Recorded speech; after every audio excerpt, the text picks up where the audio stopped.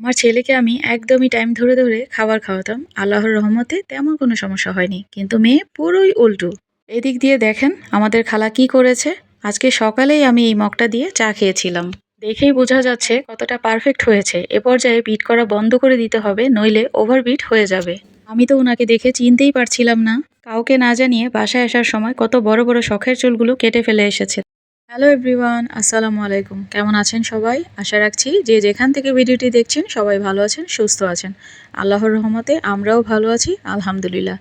বেশ কয়েকদিন ধরে মেয়েটার সর্দি কাশি লেগে আছে, একদমই খাবার দাবার খেতে চায় না। তো সকালবেলা রুটি নিয়েছি, বলছে যে আমি খাবো না, আমাকে ব্রেড ভেজে দাও ডিম দিয়ে। তো ডিম দিয়ে ব্রেড ভেজে দিয়েছি, কিন্তু ও একটা পিসও খেলো না। এখন বলছে মালটার শরবত খাবে। তো আমি একটা মালটা কেটে তা থেকে রস বের করে নিয়েছি।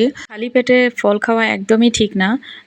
খুবই ট্রাই করেছিলাম যেন একটা কিছু খেয়ে তারপর রসটা খায়, কিন্তু না, একদমই নাছোড়বান্দা, যা বলে বলেই।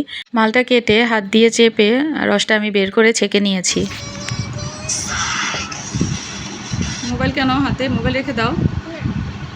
কেন মোবাইল রেখে দাও? আমার ছেলেকে আমি একদম টাইম ধরে ধরে খাবার খাওয়াতাম, আল্লাহর রহমতে তেমন কোনো সমস্যা হয়নি। কিন্তু মেয়ে পুরোই উল্টো ছেলের তুলনায়। মেয়ের যখনই ভারী খাবারের সময় হবে তখনই তার মন মতো সে যেটা চাবে সেটা না দেওয়া পর্যন্ত সে কোনোভাবেই ভাত বা অন্য কোনো কিছু খাবে না। তো ভাত খাওয়ানোর জন্য ও যেটা চায় সেটাই আগে ওকে দিই, তারপর হচ্ছে ও আমার কথা শুনে। এর আগ পর্যন্ত ওকে দিয়ে কোনো কথাই শোনানো যায় না। এদিক দিয়ে দেখেন আমাদের খালা কি করেছে। আজকে সকালেই আমি এই মগটা দিয়ে চা খেয়েছি। তো খালা ধুতে গিয়ে হাত থেকে পড়ে গিয়ে নাকি ভেঙে গিয়েছে। তো যাই হোক, কি আর করা। আমার মেয়েটা একটু পরপরই কান্নাকাটি করছে। একে তো শরীর ভালো না, এর উপরে আবার খাওয়া দাওয়া করছে না। তো যাই হোক, ওর জন্য আমি এখন একটা কেক বানাবো। তো প্রথমেই একটি বলে 1 কাপ ময়দা, 1/3 কাপ কোকো পাউডার, এখানে আমি মালয়েশিয়ান কোকো পাউডারটা নিয়েছি, 1 চা চামচ বেকিং পাউডার আর 1 চিমটি লবণ নিয়ে খুব ভালোভাবে মিক্স করে তারপর আমি চেলে নিয়েছি। মালয়েশিয়ান কোকো পাউডার ছাড়াও আপনারা তৈরি করতে পারবেন অন্য কোনো পাউডার দিয়ে, তবে সামান্য পরিমাণ দিতে হয়, নইলে খেতে তিতা লাগে। এখানে আমি অন্য আরেকটি পাত্রে 3টি ডিম নিয়ে নিয়েছি। আর অবশ্যই ডিমগুলো আগে থেকেই ফ্রিজ থেকে নামিয়ে নর্মাল তাপমাত্রায় রেখে দিতে হবে। ডিমের মধ্যে 1 চিমটি লবণ দিয়ে বিটারটাকে ধুয়ে রেখে আমি বিট করা শুরু করে দিলাম। আর 1 কাপ ময়দার জন্য অবশ্যই 1 কাপ চিনি লাগবে।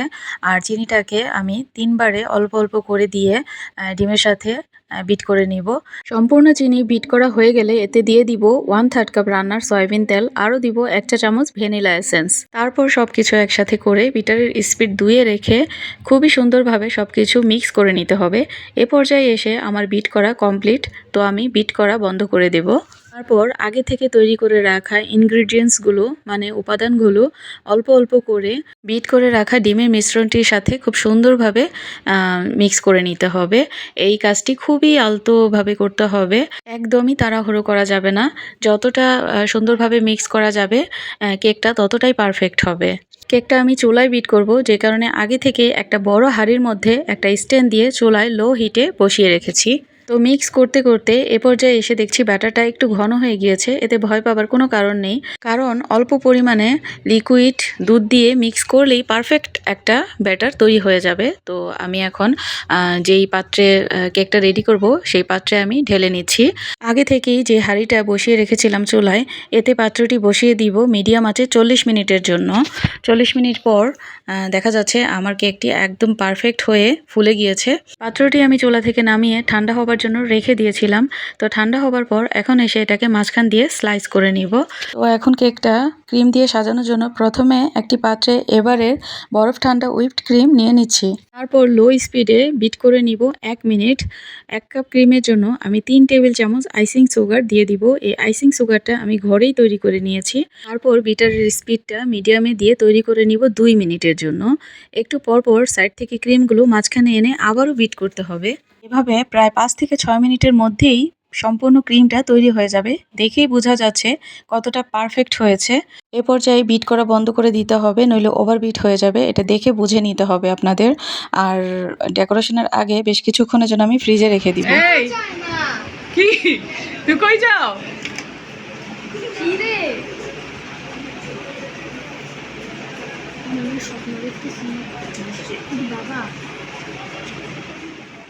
আমার হাজব্যান্ড এইমাত্র অফিস থেকে বাসায় আসলো।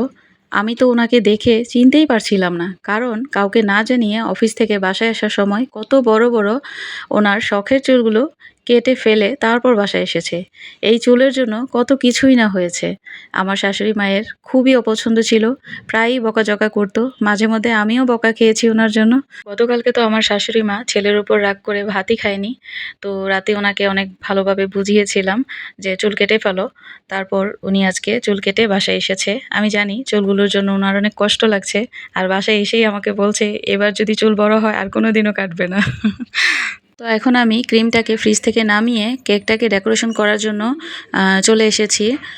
মেয়ের শরীরটা খারাপ থাকায় আমাকে এতটা বিরক্ত করছে আজকে, একটু পরপরই বলে কখন কেক রেডি হবে।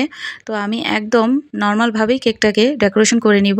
খুবই অল্প সময়ের মধ্যে হয়ে যাবে। আর একটু ডিজাইন করতে গেলে বেশ কিছুক্ষণই সময় লেগে যাবে, যেটা মেয়ে একদমই আমাকে দিচ্ছে না। আমার কিন্তু কেক ডেকোরেশনের জন্য কেক টার্ন টেবিলটাও রয়ে গিয়েছে।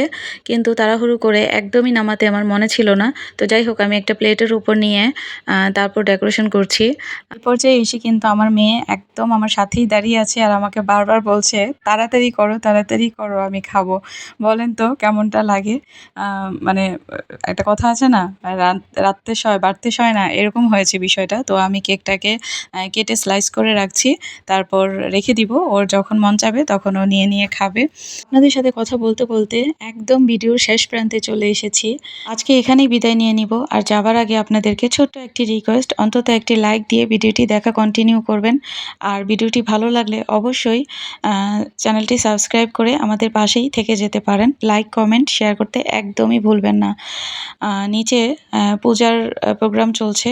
তো খুব সুন্দরভাবেই ওরা লাইটিং করে সাজিয়ে রেখেছে। সবাই সবার জায়গা থেকে যার, যার ধর্ম পালন করুক।